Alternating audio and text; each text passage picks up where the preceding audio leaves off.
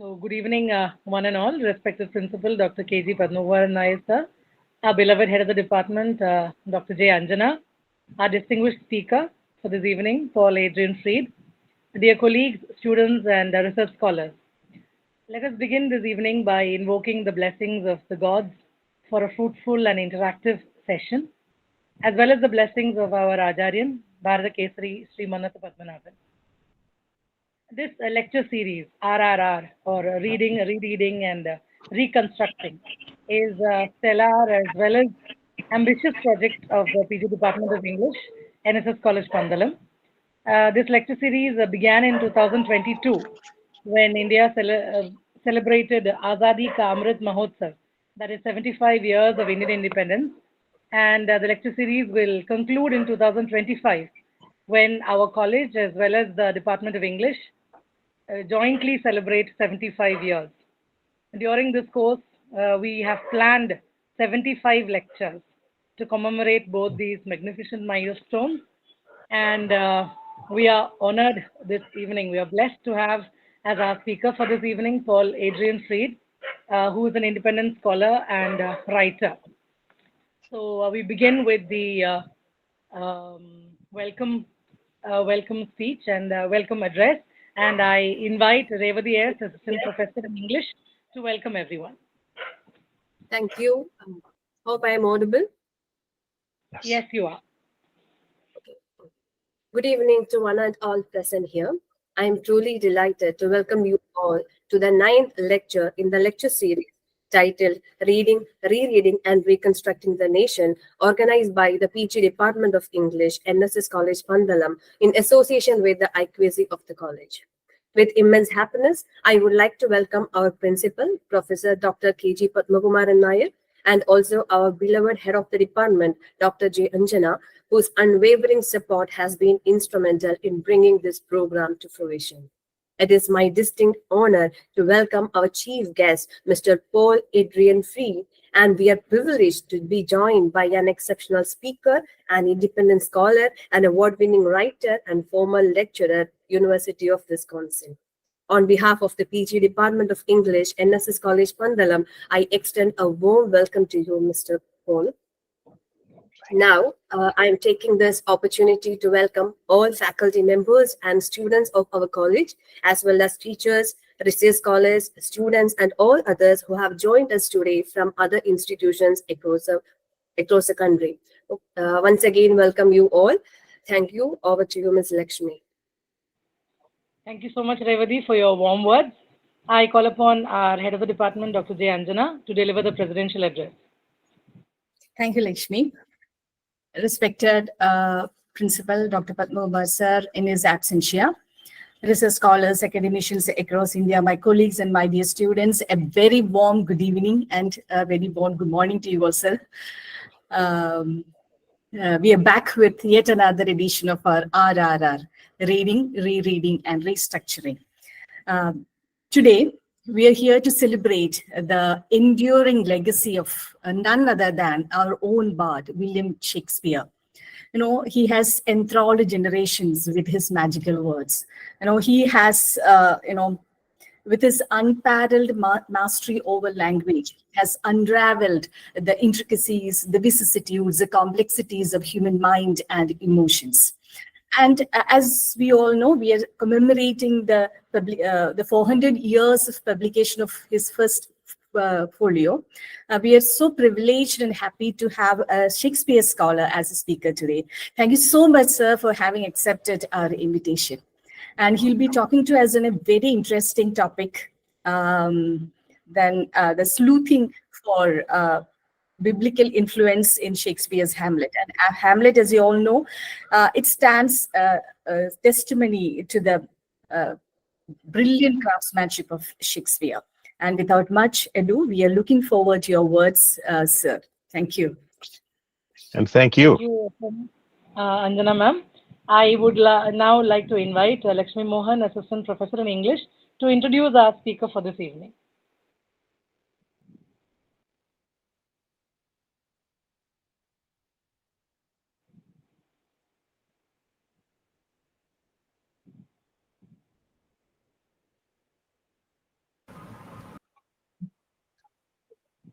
Lakshmi? Yes. Good evening, all of you. Good evening, Mr. Fried. There can be someone who hasn't heard about William Shakespeare, but he too would be familiar with Romeo, Juliet, Othello, Macbeth, Desdemona, and many more fascinating characters that the bard has created. I can only reiterate the oft-quoted lines of Ben Jonson to speak about the universal appeal of the bard. I quote, "He was not for an age, but for all time." We are indebted to the two great actors whose collaborative effort preserved for posterity the invaluable treasure trove of Shakespearean world. 2023 marks the 400th year of the first folio edition of Shakespeare's plays. As lovers of the bard, it's our obligation to remember with thankfulness Mr. John Hemming and Henry Condell, actors and colleagues of Shakespeare, who undertook the arduous task of collecting 36 of Shakespeare's plays. Published 7 years after the death of the bard, the first folio came out as the best possible version of his plays, as the compilers had used original prompt books, quartos, and original notes to collate the final collection. Yes, the significance of Shakespeare never wanes. The more we read into the characters and settings, the more we get to know their uniqueness as well as universality. Today, we are so fortunate to have such an eminent scholar with us to talk to us on the topic, sleuthing for the biblical influences in Shakespeare's Hamlet. Mr. Paul Adrian Fried, writer, independent researcher, columnist, music tutor, and former lecturer of the University of Wisconsin and Minnesota, is an erudite scholar of Shakespeare. His passion for Shakespeare is well reflected in the myriad articles he published in his blog. What I found interesting while going through those articles was that each of them points to the hidden richness of the play. More than critical interpretations, they are soulful journeys in the complex psyche of the play. Thank you so much, Mr. Fried, for accepting our invitation and joining with us today. We are all eagerly waiting to listen to you. Once again, wishing you all a warm welcome to the session, and with immense happiness, I now invite Mr. Paul Adrian Fried for the lecture. Thank you. Thank you. And thank you, Lakshmi. Let me just get my technology working properly here. Okay.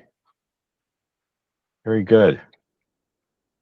Thank you to the college and your president, your English department chair, administrators, technical staff, conveners, Haritha, Revathi, and Lakshmi, and especially to Haritha for her kind and cordial invitation, her infectious enthusiasm, and her clear and helpful communication.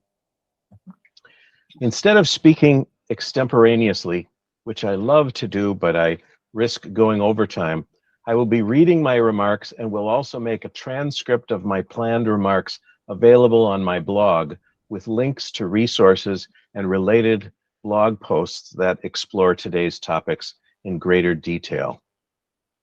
I have a disclaimer. It is not my intention to promote any religion over another, nor to promote religious belief in general, but rather to better understand how religion and the Bible influenced Shakespeare's work and how that influence seems to have manifested itself in his plays. With those considerations in mind, it is said that Shakespeare lived in contested times when Protestants, Puritans, Catholics, and others argued about how to interpret the Judeo-Christian tradition of Scripture, relating not only to the Mass and the Last Supper's words of institution, "This is my body," but also saints, martyrs, intercessory prayer, and issues like whether purgatory exists, whether a priest is needed to confess sins, and whether churches and homes should be adorned with paintings and statues, perhaps considered graven images prohibited in commandments allegedly given by God to Moses. Hamlet was written and first published very near the time of the death of Elizabeth I. The Queen had not announced an heir and had forbidden public discussion of who might or should become England's next monarch. It was against the law to do so. This was contested. The first words of the play, "Who's there?" have been said to sound very like, Who's the heir? People in Shakespeare's lifetime were avid readers of the Bible and were required to attend English Protestant church services or face fines and possibly suspicion of treason. Punishable by death, being drawn and quartered, hanged until nearly dead, then cut open and shown one's own intestines, and one's body cut into quarters to be displayed in various corners of the land, and one's head placed on a spike on London Bridge. Doesn't sound very Christian. With all of this interest in the Bible and religious disputes and possible suspicion of government hypocrisy, it should come as no surprise that Shakespeare might allude to scripture often in his plays, and especially in Hamlet, with its question of who's the rightful heir, and the recurrent Bible theme of who gets the birthright, or who the prophet of God claims is the rightful king. I have been interested in scripture allusions in Hamlet for more than 40 years and blogging about it every week for about the last 6 years. I want to share with you today some of my favorite biblical allusions or plot echoes in the play, and tell some stories of how my mind was working and conclusions I reached about finding allusions. Many of these, or at least some of their ramifications, have not been identified by the major authors of reference works that attempt to catalog biblical allusions in Shakespeare's plays, such as Nasib Shaheen, who finds about 100 passages in Hamlet that may allude to an even larger number of verses in the Bible or lines from the Book of Common Prayer or official sermons.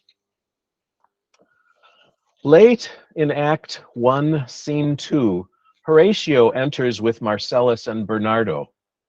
Hamlet doesn't expect or notice Horatio at first, who seems to have surprised him by coming to Elsinore Castle on his own initiative to pay his respects on the occasion of the death of Hamlet's father.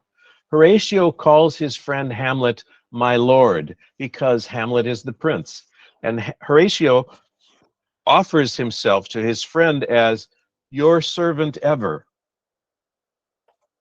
Hamlet replies, "Sir, my good friend, I'll change that name with you." Seems a throwaway line that we might just pass over and not pay much attention to. Of the five, oops, I'm going to go back one. Okay, I'm good. Of the 5 major authors of reference books cataloging biblical allusions in Shakespeare, including Charles Wordsworth, Thomas Carter, Richmond Noble, Peter Millward, and Nasib Shaheen, only one of these, Millward, noticed that this echoes an important biblical theme. Hamlet corrects Horatio, calling Horatio his good friend, and offering not only to call Horatio good friend instead of servant, but also to change names, to exchange the name servant with Horatio. In other words, so that Hamlet would be servant to his friend. This echoes Jesus saying that those who would be first must be last and servant to all. And in one gospel, Jesus washes the feet of the disciples to demonstrate and symbolize service. For a prophet of God and teacher to wash his students' feet, or for a prince to aspire to be servant, implies a form of renunciation of fruits, to which the motto of your college refers in the Gita, as Haritha kindly translated the relevant passage for me. And service is part of your college's name in the initials NSS. This allusion is, I believe, very important and reveals something about Hamlet's character before he is tempted by the ghost to revenge. Takeaway: the words, "I'll change that name with you," may seem commonplace, perhaps unworthy of close scrutiny, but sometimes biblical allusions or plot echoes can be found in the commonplace. When I was first invited to speak online at a college in Kerala, I did some research on Kerala and on your college's founder, and it turns out that one allusion in the very first scene of the play points to a historical figure mentioned in John's Gospel with connections to Kerala. It is said that Thomas the Apostle traveled to India and established a church there, and there was some controversy related to that church during the career of your college's founder. I am no expert on that history, but it was worth noticing for this connection. In Act 1, Scene 1, before the ghost appears, Marcellus says Horatio will not believe that they have seen a ghost. He is a skeptic. The ghost appears, frightens them, and Horatio, having seen it himself, shifts from disbelief to belief. The ghost appears, this clearly implies that Horatio is a kind of doubting Thomas, but the ghost is not the risen Jesus, perhaps a malevolent figure. So biblical allusions in Shakespeare are often complicated, sometimes ironic. Marcellus says they've already seen the ghost twice before, which corresponds to the gospel story in which the women see the risen Jesus first, then the disciples, and then in John's gospel alone, Thomas misses out on those first two appearances, but witnesses a third. This corresponds to the play. The ghost in the play appears twice to Marcellus, but then to Horatio on the third time, doubting Thomas. But strangely, this connection is not mentioned by four major authors of reference works on biblical allusions in Shakespeare: Carter, Noble, Millward, and Shaheen. Although these lines do not contain the name Thomas or the word doubt, the context, the previous appearances, and the word belief echo Thomas in John's Gospel. Oops, I got a little ahead of myself.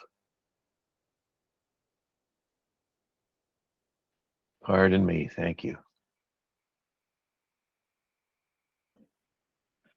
At the end of this encounter, Jesus says, "Thomas, because thou hast seen me, thou believest. Blessed are they that have not seen and have believed."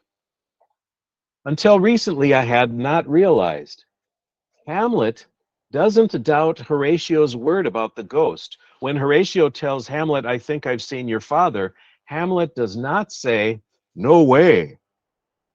So blessed are they that have not seen and have believed. Interesting. So Hamlet would seem to be among the blessed in this case. Also, Gertrude enacts this aspect, not seeing yet believing, when she tells of Ophelia's drowning as a kind of good death, a death in faith, true to faith. Ophelia is singing sacred hymns as she's floating in the brook. Gertrude does not say whether she was an eyewitness of the drowning or heard it from others.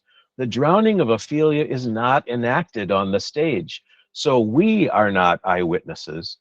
Gertrude tells her account and asks characters on stage, and us perhaps, to accept that account on faith, without witnessing a staged drowning.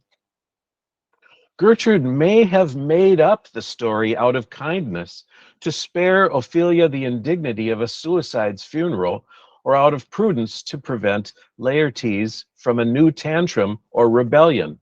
We don't know what she saw, but she asks us to believe her without seeing, to trust either her truthfulness or her kindness and prudence as queen and fellow Christian. So, to summarize, in Act 1, Scene 1, the initial illusion is acted out with Horatio as doubting Thomas.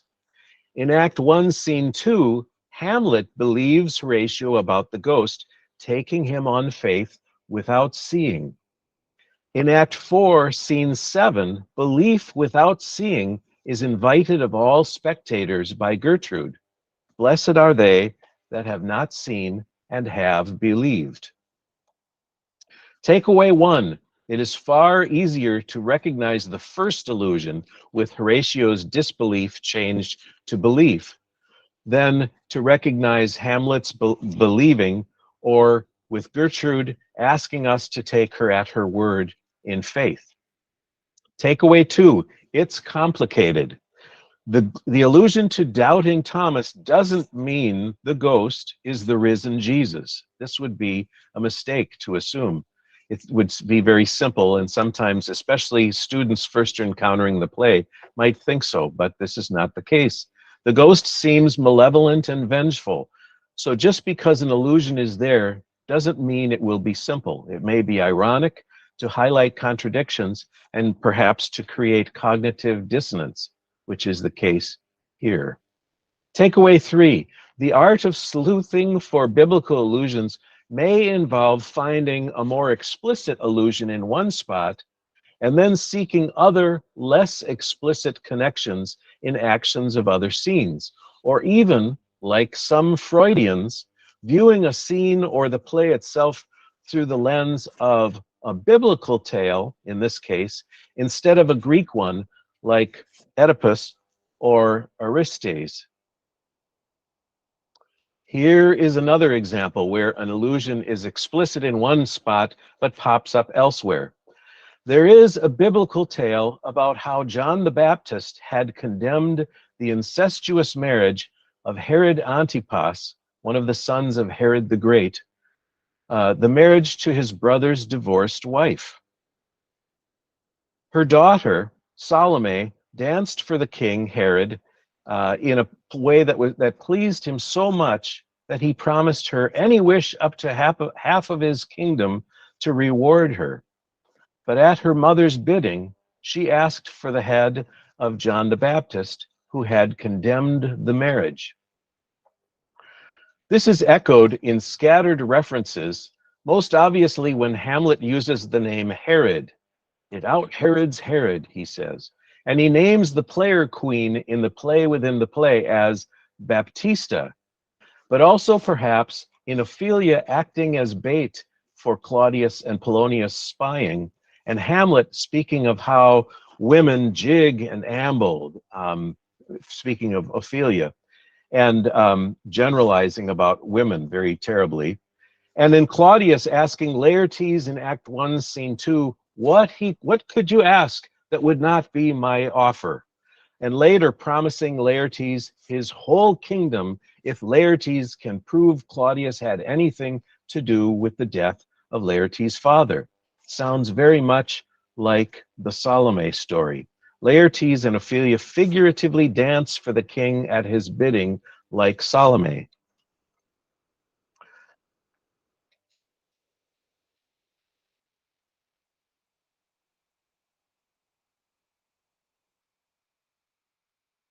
Pardon me.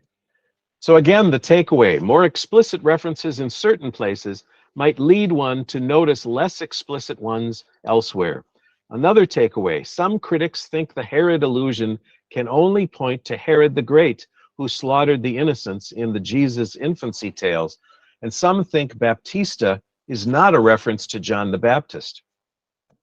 To them, that might make the play and its author seem perhaps more religious than they'd prefer.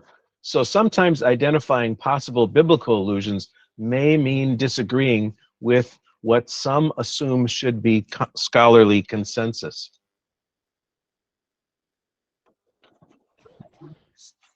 Excuse me. The next allusion I want to talk about, I would not have noticed if a student in my literature class had not asked me to display on the class screen a map showing England's distance from Denmark so that he could better understand Hamlet's sea voyage. I looked at the screen and showed how sometime before they got to England, Hamlet switched from that first ship to a pirate ship which took him back to Denmark. I thought, Jonah and the fish. Because I had studied theology and the Bible as well as English for my BA, I had seen maps of Jonah's voyage and of how the prophet was supposed to go a bit northeast to Nineveh, but instead he tried to go more than 3 times that distance westward to Tarshish, like the westward edge of the known world. But after a storm, Jonah asked to be thrown overboard so that the rest of the crew could be saved. And Jonah was swallowed by a fish, which was actually sent by God to save him from drowning. I felt certain that scholars over the last 4 centuries must have noticed this similarity in the sea voyages of Hamlet and Jonah, and the fact that both Jonah and Hamlet, both of them prophetic souls, as Hamlet says, they change mode of transportation mid-sea. Jonah swallowed by a fish, Hamlet figuratively swallowed by a pirate ship. But I found no scholars who spoke of Hamlet's voyage as a kind of Jonah parallel, although Stephen Greenblatt mentions the word Jonah in a different context in the play, but not regarding the sea voyage. The Jonah echo also brings to mind how in the Gospels, Jesus claimed that he would be put to death and rise again. He refers to this as the sign of Jonah. The prophet was in the belly of the fish, like Jesus in the tomb for 3 days. Jonah had to repent of his running away from his prophetic destiny, perhaps as Hamlet had to face his destiny in some better way instead of merely, my thoughts be bloody or be nothing worth. Takeaway: just because scholars ignore or downplay the importance of a part of a text, that doesn't mean you have to go along with them. They may have missed something important. And just because the words Jonah and fish are not used in this scene or the scenes related to the letters about the sea voyage, or the discussion between Horatio and Hamlet about the sea voyage, just because those words are not used regarding that voyage, that doesn't mean that the plot echo isn't there. Clearly it is, but it's obscured. As Theseus says in A Midsummer Night's Dream of poets, as imagination bodies forth the forms of things unknown, the poet's pen turns them to shapes and gives to airy nothing a local habitation and a name. So Shakespeare takes essential plot elements of the Jonah tale and gives them a new local habitation and new names in Hamlet's sea voyage. Next, I want to show how a small correction in understanding through identifying a biblical allusion might correct a commonly held scholarly misunderstanding with larger ramifications for the meaning of the play, and especially its closing scene. I am a fan of David Bevington's work, not only in books like Murder Most Foul, Hamlet Through the Ages, but also in his editing, which you may already have enjoyed if you ever visited the internet Shakespeare editions through the University of Victoria, where Bevington edited Hamlet. But in my reading of Bevington, I came across a passing reference to how Hamlet in Act 4, Scene 4, calls young Fortinbras a delicate and tender prince. It's a small passing reference, and many scholars like Bevington have assumed that this is a compliment, perhaps saying Fortinbras is not a harsh and stone-hearted prince, but a kind one. But in fact, in the Bishop's Bible, read in church in Shakespeare's time, Deuteronomy 28 describes a delicate and tender man and woman who fail to follow Mosaic law, pamper themselves, neglect spouse and children, and who, if the city were under siege, would eat their own children. So it turns out that delicate and tender is not a compliment at all, but a sarcastic insult, like calling someone pampered, spoiled, and too entitled. In Luke 16, in the Geneva translation of the tale of the rich man and Lazarus, the hell-bound rich man is described as faring well and delicately every day. He is pampered and spoiled while neglecting the beggar Lazarus. And there is an allusion in Hamlet to the rich man and Lazarus, actually perhaps a few. One by the ghost and one by Ophelia. This allusion was missed by 3 of the 4 major authors of reference books on Bible allusions in Shakespeare, caught only by Shaheen, who also notes that the phrase delicate and tender is in Isaiah 47. But Bevington and many others missed it, and they assumed that this phrase, delicate and tender, is a compliment. This is important because if we assume incorrectly that Hamlet gives Fortinbras a compliment here, that colors our understanding of why Hamlet decides to give Fortinbras his dying voice to be the next king of Denmark. If it's not a compliment, then Hamlet chooses him in spite of certain perceptions of him and not out of admiration. This scholarly misunderstanding might have been cleared up by simply Googling 3 words, Bible, delicate, tender. That would lead right to the Deuteronomy passage. At least it did for me, numerous times. Takeaway, even small phrases and words can convey biblical allusions, and the implications can be enormous. So if something seems strange in the text, trust your instincts and check reference books or do a web search, sometimes for biblical phrases. That might be the key to a better understanding. Prodigal, the importance of one word. In Act 1, Scene 3, Laertes uses the word prodigal to warn his sister Ophelia about protecting her chastity and not to get too involved with Hamlet. She says she'll remember his advice, but warns him not to go off to France and be a hypocrite regarding his own chastity, which in fact later we find his father thinks he may do. Later in the same scene, she tells her father Polonius that Hamlet had made to her almost all the holy vows of heaven, and he dismisses this, claiming, I do know when the blood burns how prodigal the soul lends the tongue vows. So he's accusing Hamlet of being a prodigal for making perhaps insincere vows to her, just so that he can get her in bed. Both Laertes and Polonius use the word prodigal only to frighten and shame Ophelia so as to control her sexual behavior. But are they missing something?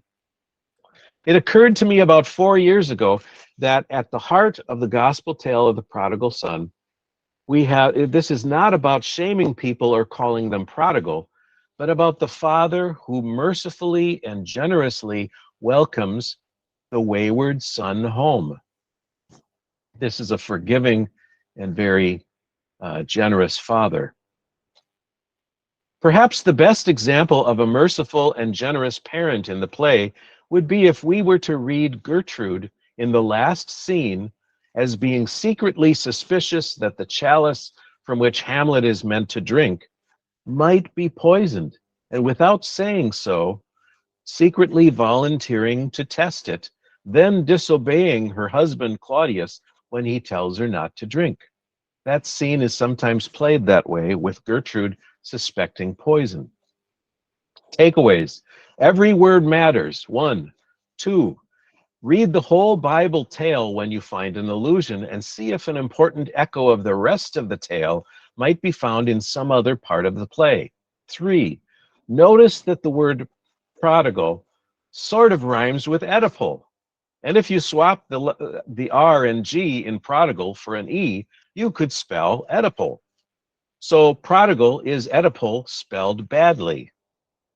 Instead of reading the play through Freud's lens, Freud's Oedipal lens, one could read the play through the lens of many of the biblical allusions, such as the prodigal son. Jephthah. Hamlet calls Polonius a Jephthah by reciting lines from a poem or song about him, and much has been said about this, as Jephthah is a biblical character who made a bad oath and then felt he had to keep it by ritually sacrificing his daughter. Polonius as Jephthah and as William Cecil. Many people associate Polonius with William Cecil, a key advisor to Elizabeth, and also with the bond of association. In the bond, English nobles swore that should attempts be made on the life of Queen Elizabeth, they would avenge her. But this doesn't seem very Christian. It goes to take such an oath would violate Christian forgiveness and loving one's enemies. So it would seem that the bond of association was a bad oath. But if one reads the whole Jephthah tale, it's not that long, one finds many correlations with details we learn about young Fortinbras in Act 1, Scenes 1 and 2, pestering Claudius with messages, wanting lost land back, recruiting lawless resolutes, and getting the throne in the end.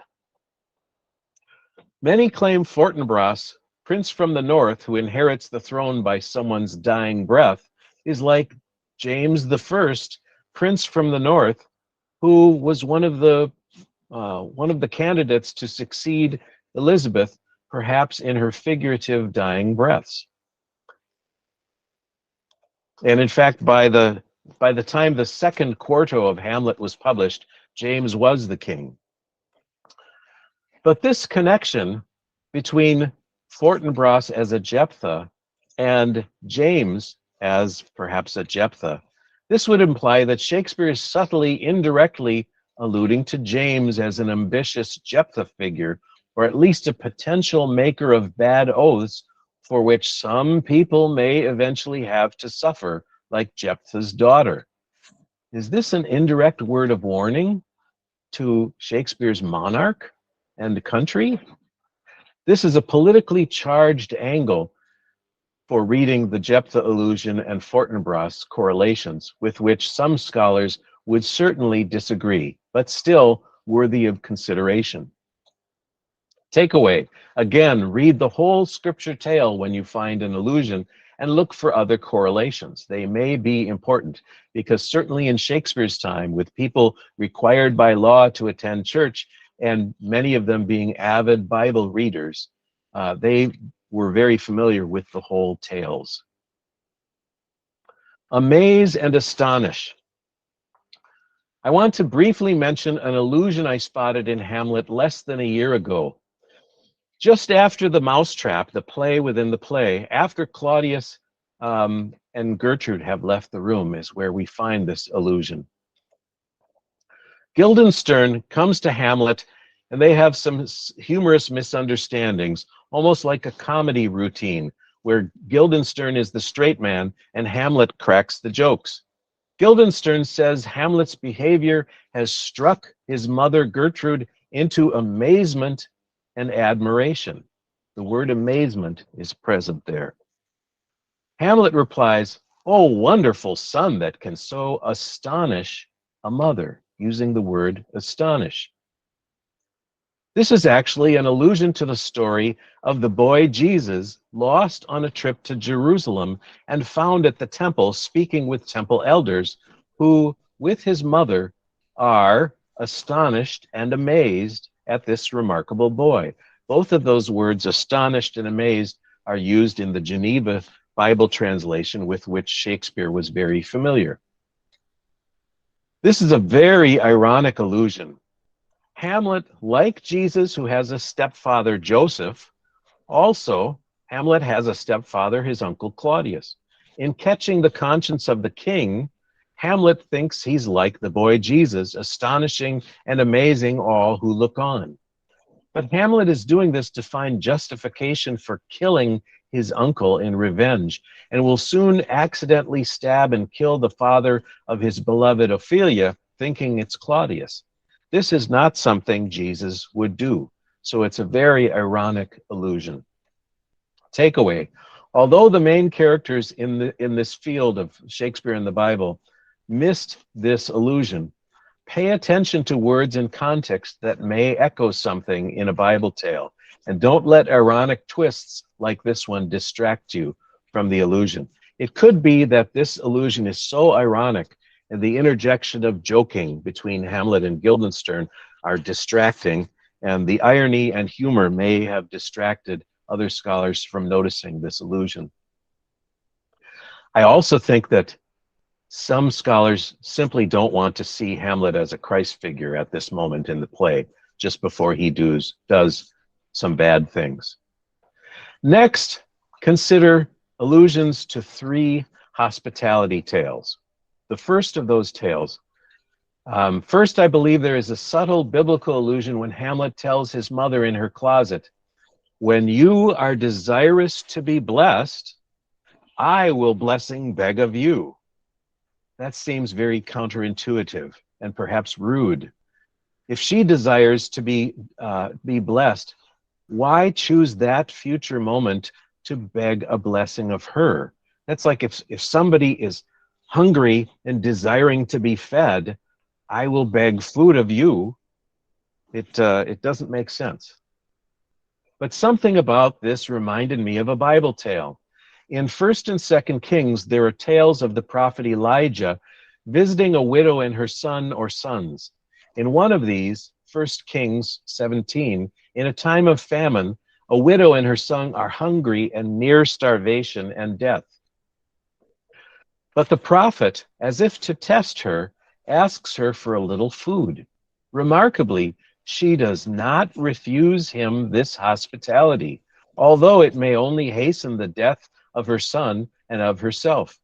He blesses her so that her jar of flour and jug of oil will not run out until the end of the famine, and all of this comes true. It does not run out. In a similar tale, later in 1 Kings 17, Elijah raises her son back to life, perhaps correlating to when Hamlet is spared from death on his sea voyage. In yet another, 2 Kings 4, a widow's husband died in debt, so her sons are about to be taken off into debt slavery until the debt is paid. But the prophet Elijah helps her figure out, and with a miracle, find a way that allows paying off the debt and sparing the sons from debt slavery. How does this relate to Hamlet?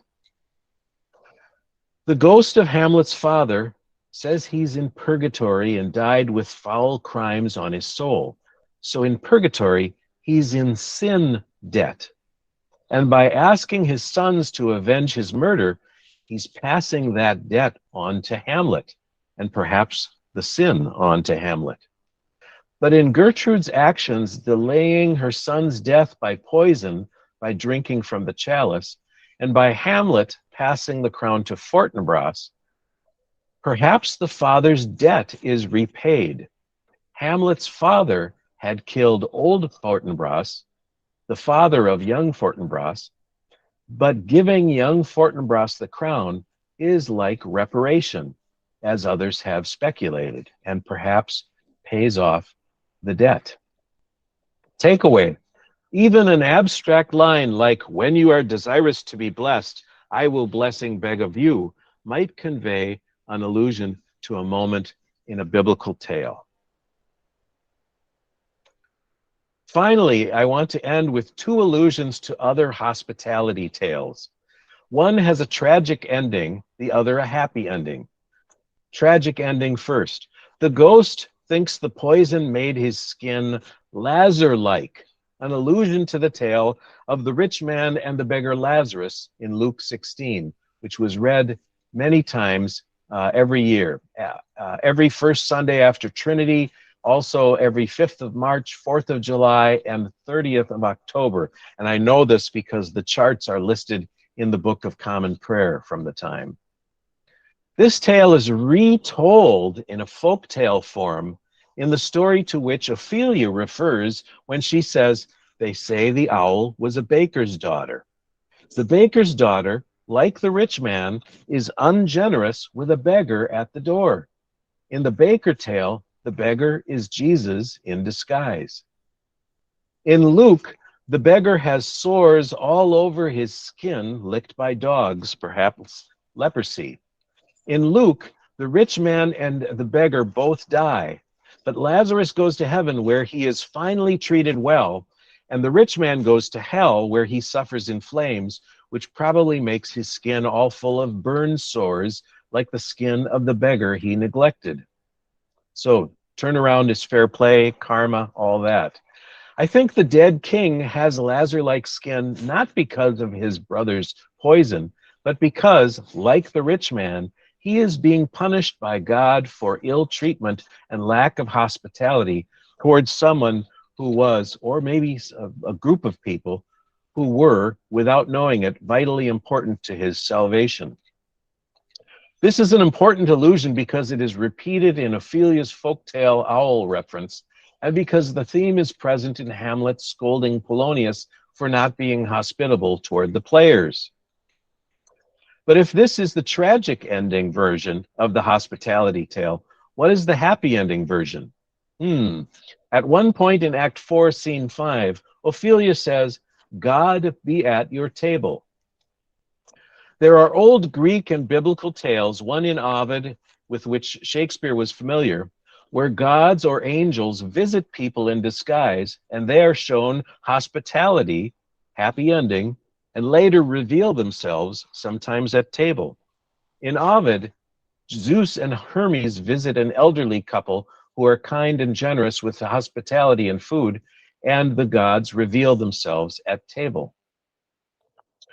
About 5 years ago, I realized that the graveyard scene in Hamlet with the gravedigger clown and the discovery of Yorick's skull echoes the plot of the Emmaus tale. Instead of two, I love this part, instead of two disciples, D, on the road to Emmaus, E, it's two Danes, D, on the road to Elsinore, E. They meet a stranger who does for them many things very much like what a recently deceased important person in their lives had done. In the Emmaus tale, the stranger does things like what Jesus had done. In Hamlet, the gravedigger clown does things like what Yorick had done. In the Emmaus tale, they recognize Jesus in the breaking of bread, something that happened at the Last Supper.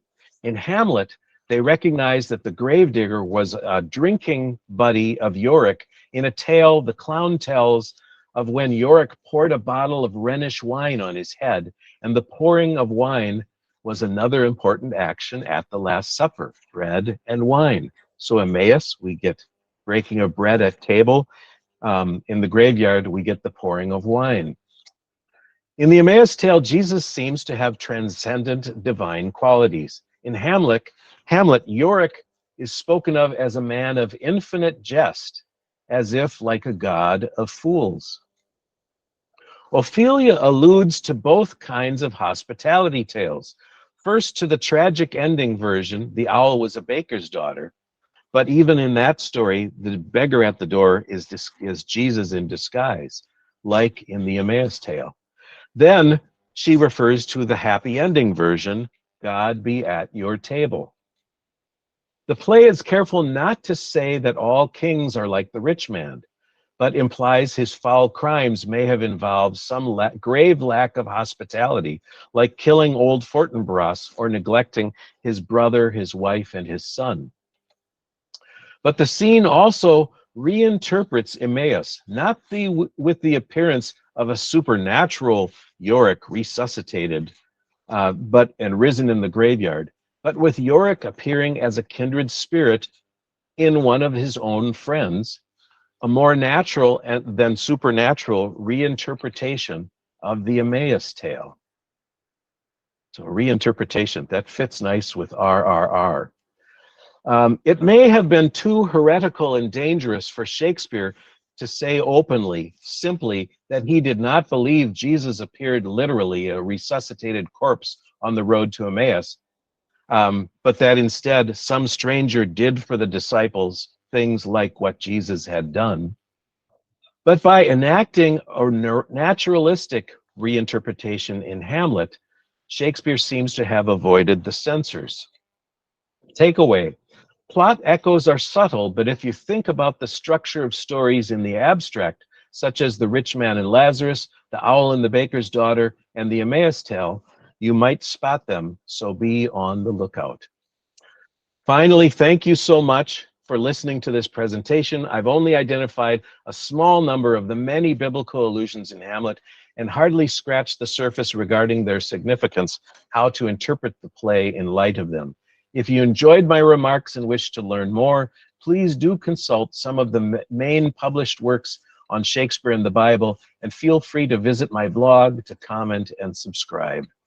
Within the next day or two, I will be posting my planned transcript of these remarks on the blog with links and more resources. Again, my sincerest thanks.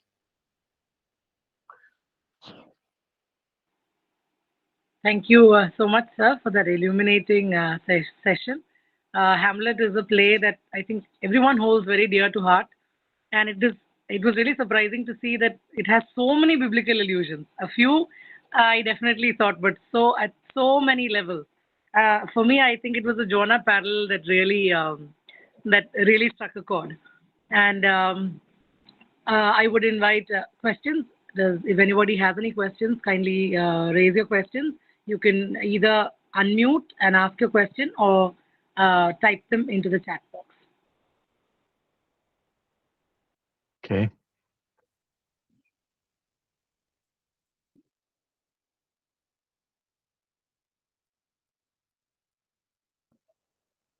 What is my opinion about King Hamlet's ghost? Is it a supernatural force or Hamlet's imagination?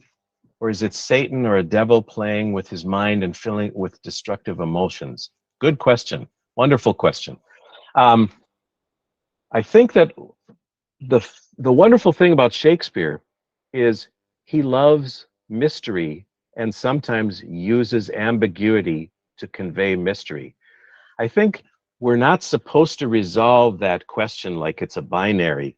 Oh, either he's a devil in disguise or he's Hamlet's father's ghost. It is ambiguous. I tend to think there's definitely something malevolent about him.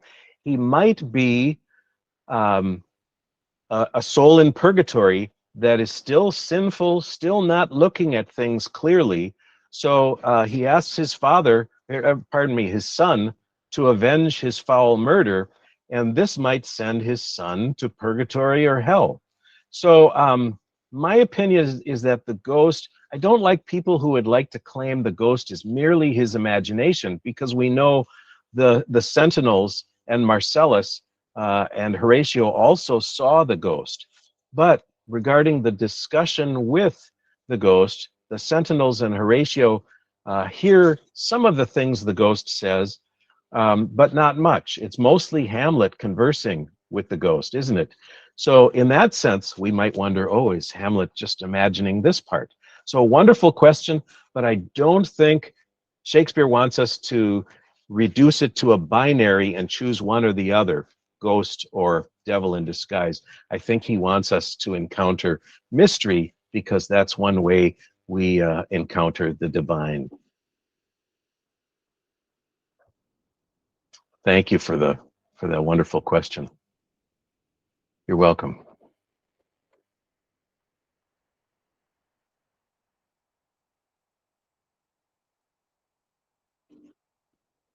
Any other questions or observations?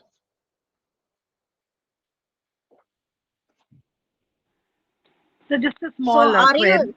Are you saying that Hamlet, his father could be rather devil in disguise or something like that? Could that be possible? A demon in disguise? That is one of the possibilities that Hamlet considers himself. And I think Shakespeare wants us to wonder with Hamlet whether that is the case. Hamlet thinks that when he has the play within the play, the mousetrap, and tests Claudius to see if he looks guilty, that this will somehow prove whether the ghost is being honest. But that doesn't really solve the question, because the ghost might be a demon in disguise, but telling partial truths. So again, I don't think Shakespeare wants to resolve that question and say, no, he's just a ghost in purgatory. There are some Catholics. I was raised Catholic. There are some Catholic scholars I know who would like to believe that the ghost is definitely a soul in purgatory, because that affirms Catholic beliefs. There might be some Protestants who don't believe in purgatory, who can only imagine it must be a demon. And Shakespeare knows he has both in his audience. He has Catholics and he has Protestants. So he leaves it ambiguous, and then we're confronted with this mystery. So I hope that's helpful.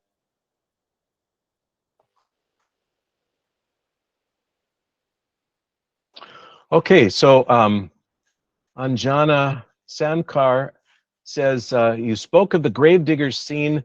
Don't you think that there is something deeply philosophical in the scene that goes beyond the Holy Bible? I think that certainly that's true. When I talk about biblical allusions, I am not trying to do a kind of reductionism and to say this part in this moment of the play, this line, this is to be interpreted only as, merely as a biblical allusion.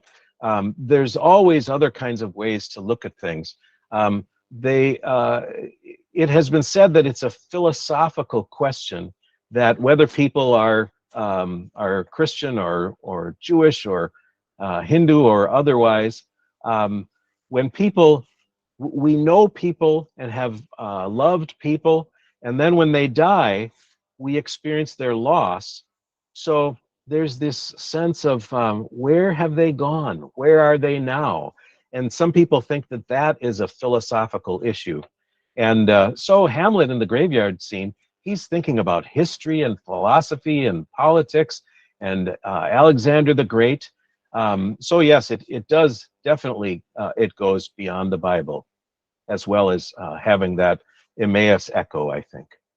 Good point. Roshni Elizabeth says, any parallelism between Gertrude and the biblical Herod? I'm not sure if there is a parallelism between Gertrude and Herod. You know, Herod the Great slaughtered the innocents. Herod Antipas married his brother's divorced wife, whose name was Herodotus. And there is definitely a parallel there, that Hamlet is condemning the incestuous marriage of his mother, just as John the Baptist condemned the incestuous marriage of Herodotus to Herod Antipas. So yes, good observation. There is a parallel there. Professor, I have a question for you. Okay. My question is that just like the procrastination of Shakespeare, procrastination of Hamlet, his madness is also a matter of tantalizing ambiguity.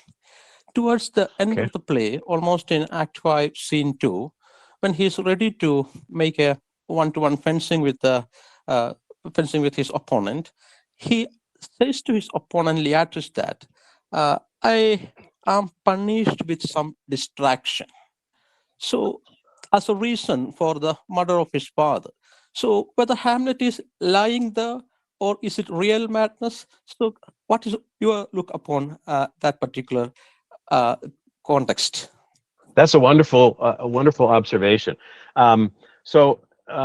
Hamlet, he says early, after he talks to his father's ghost, or what he thinks is his father's ghost, he says he's going to pretend madness. He's going to pretend to be crazy.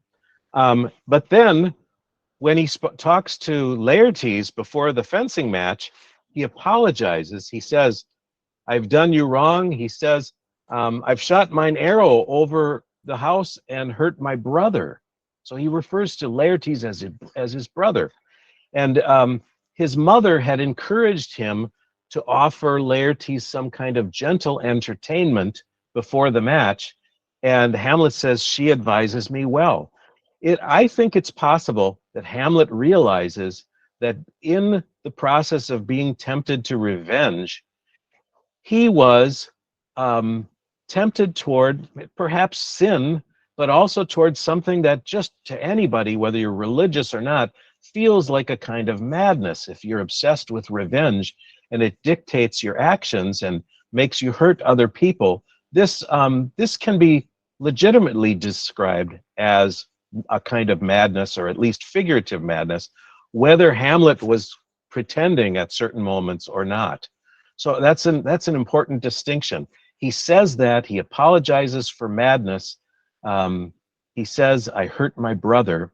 Many things about that seem to be true, but Hamlet in that situation also does not want to be too open and honest, because he doesn't want to admit in front of Polonius, well, when I killed Polonius, it was by accident and I was really aiming for you, my lord. He doesn't want to do that. He doesn't want to get into trouble for saying that. So he apologizes to Laertes in a tactful sort of way. But that's an important question, and it's wonderful the way you phrased that question about the madness and whether he's being sincere, especially since he does say, I'm going to feign, I'm going to pretend madness. Now he's saying he's really mad, so maybe that would seem he's lying now, if we assume he was always pretending. But I think he may have a character arc where he changes. He goes from pretending perhaps to descent into evil and revenge and a real kind of madness, or at least figurative madness. Good question. Thank you, Professor. I just want to add two things. I just joined a bit late in your lectures. One allusion that I always found very interesting related to Bible is about the reference to the Ten Commandments, when he makes the statement that if the everlasting had not put his cannon upon self-slaughter. And another allusion that I always find very interesting is that there's a special providence even in the fall of a sparrow, in both in which I think there's thick reference to the Holy Bible. Yes, yes. Certainly the commandments are important, not only because Hamlet is considering suicide, and because later in the play, Gertrude tells her account of Ophelia's death that to some might seem a death in faith, to others might seem suicide, and then the churlish priest says it is suicide. But Hamlet makes that remark about how the everlasting set his cannon against self-slaughter, and that means against killing. One of the commandments says thou shalt not kill, but this includes killing yourself. So yes, and also another of the commandments says don't bear false witness. And the whole Jephthah thing about false oaths or lying, deceiving, to feign is a kind of deception. And Claudius is certainly lying and deceiving, covering up the fact that he's murdered his brother. So Claudius is guilty of bearing false witness. So yes, the Ten Commandments, important point. Thank you for that. Thank you, Professor. Hello, sir. Hello. Before you speak, hold that thought. I just want to look at, there were a few other, you're very welcome to the people who've said their thanks. There are some, the first folio, yes. I'm so glad that you're taking this anniversary, 400th anniversary year to invite me to come and speak. It's I'm humbled. Let's see, Shakespeare doesn't resolve many of the questions, according to me. Is that the reason there are so many interpretations of the play Hamlet? Could you also explain your statement, Shakespeare uses ambiguity to convey mystery with respect to Hamlet? Sure, I could talk about that a little bit more. So yes, there are, ambiguity will definitely lead to many interpretations of the play.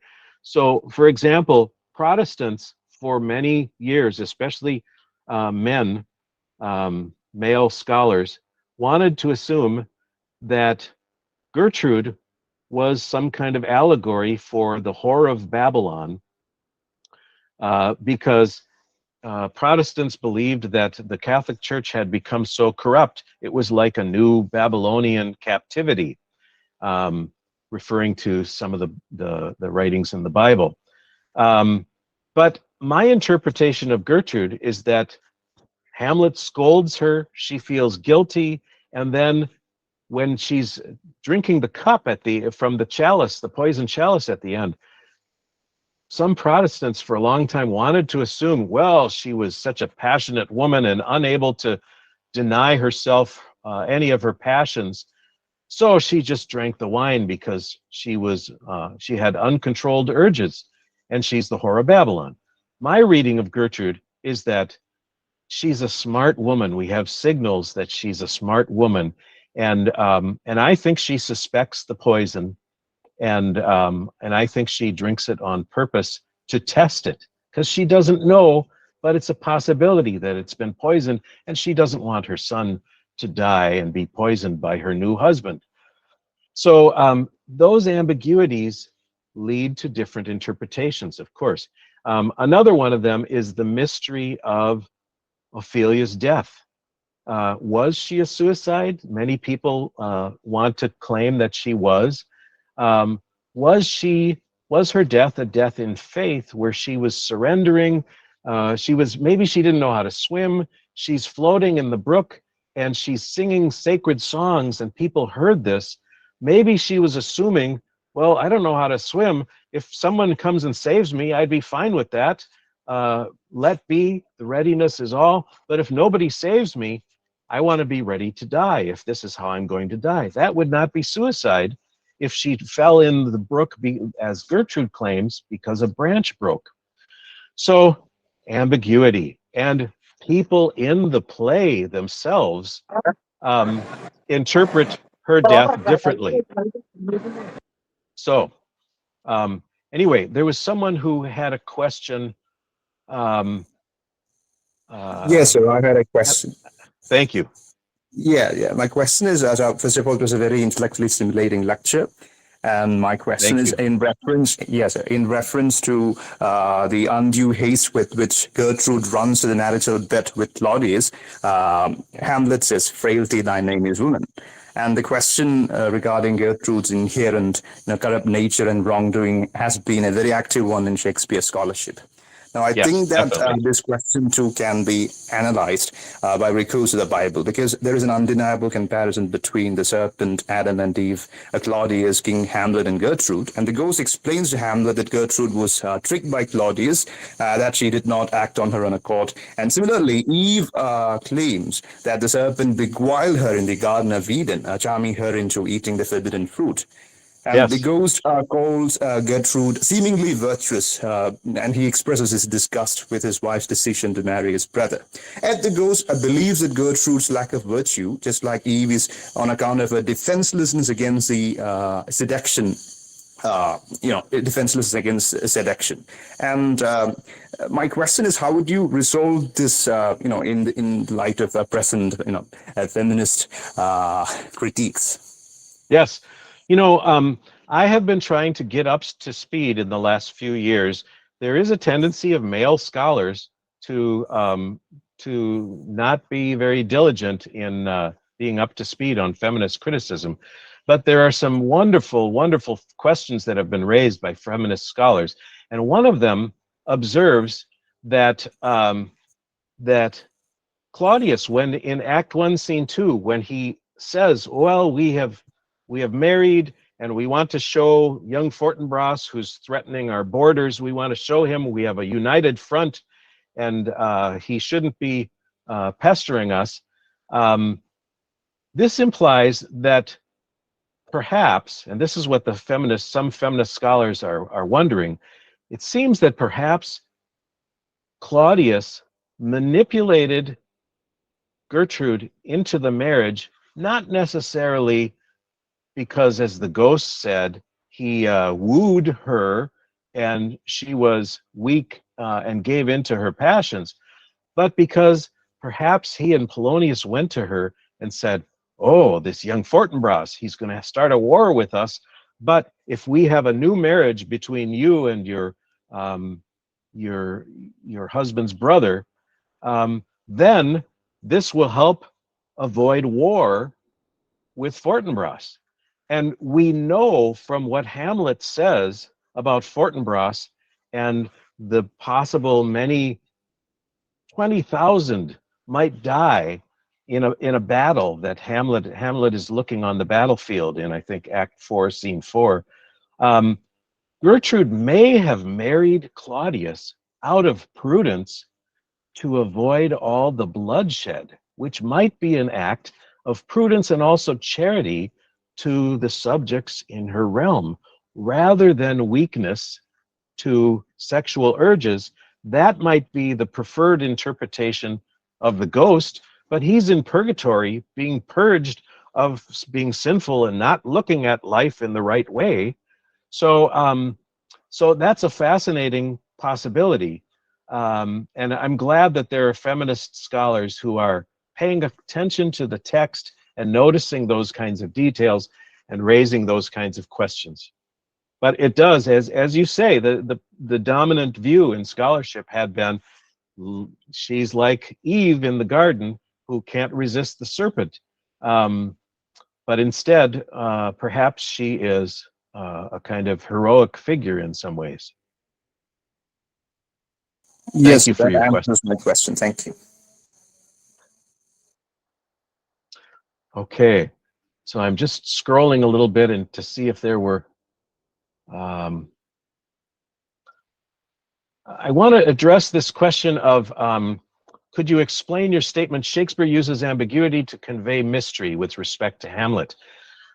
It's my belief that religions don't arise simply because some prophet or some angel reveals doctrine directly to human beings, but rather because human beings ponder many of their experiences of mystery, and they tell stories to convey some hints of that sense of mystery.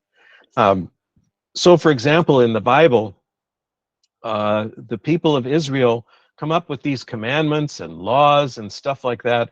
And when the sons of Israel are marrying outsiders, these wives are sometimes bringing their pagan gods into the marriage, and some of the religious authorities get upset about that, and they say maybe we should get rid of these pagan wives and prohibit those kinds of marriages. But then someone comes, perhaps a scribe comes along with an inspired story about a foreign wife who seems to be as faithful or maybe more faithful than many of the people of Israel themselves. So now, because of lived experience, or at least because of the claim of the story, we have the laws that seem to be given by God to protect Israel, but then we have the exception. This is a mystery. We're asked to make these exceptions to the law. So I think that many religions really do originate with lived encounters with mystery. And I think Shakespeare understands that the stories in the Bible do, like, with the Emmaus tale, did Jesus really appear? Was it like beam me up, beam me down, Scotty? He appears, maybe he's a shapeshifter, maybe he can do Jedi mind tricks and cloud the minds of the disciples so they don't recognize him at first. And then he appears at table and then he disappears. Was it really that literally the case? Or was it really a stranger who did for them many of the things Jesus had done? And then their hearts are lifted and they realize the stuff of Jesus is still available to us in the world, in strangers even. But this is not the same as believing literally the resuscitated corpse of Jesus appeared to the disciples on the road to Emmaus. So when you ponder these stories in the Bible, which I think Shakespeare probably did because he was a poet and thinker, then I think Shakespeare, because of all that ambiguity and mystery that he finds in his plots and in his characters and plays, I think he does use ambiguity to convey that sense of mystery, which is so important to religions and was important to Christians of his time, I think. I hope that helps.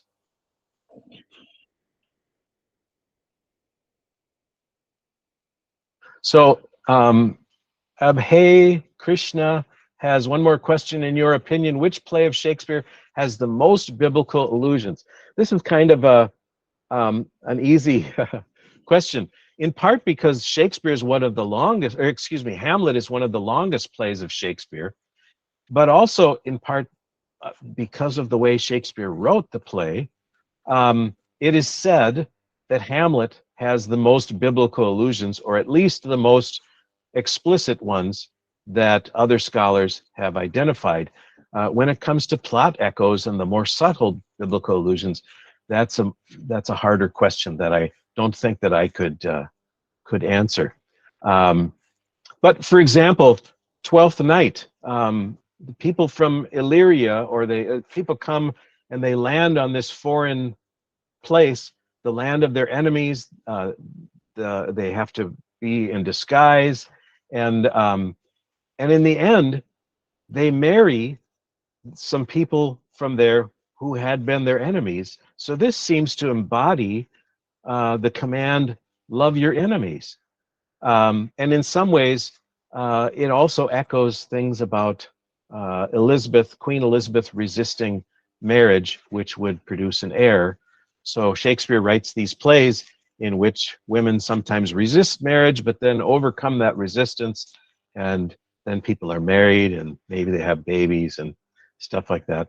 So yeah, biblical allusions in many of the plays, in most of the plays, perhaps less so in, say, the Roman plays like Julius Caesar.